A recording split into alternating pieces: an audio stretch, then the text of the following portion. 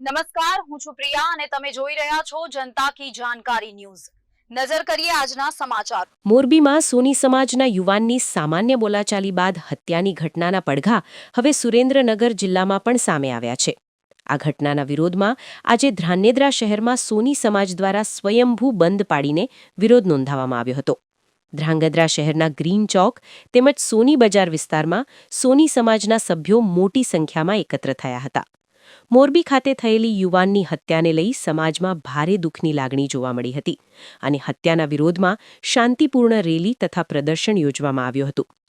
પ્રદર્શન દરમિયાન સમાજના આગેવાનોએ સ્પષ્ટ માંગ કરી હતી કે હત્યાના આરોપીઓ સામે તાત્કાલિક કડક અને દ્રઢ કાર્યવાહી કરવામાં આવે, સાથે જ મૃતકના પરિવારને યોગ્ય અને ઝડપી ન્યાય મળે તેવી પણ સમાજ દ્વારા અપીલ કરવામાં આવી હતી। આ ઘટનાના વિરોધમાં એક દિવસ માટે ધ્રાંગધ્રા સોમી સમાજ દ્વારા પોતાના ધંધા રોજગાર સંપૂર્ણ રીતે બંધ રાખી શાંતિપૂર્ણ વિરોધ બતાવ્યો હતો। રિપોર્ટ હિતેશ રાજપરા, ધ્રાંગધ્રા।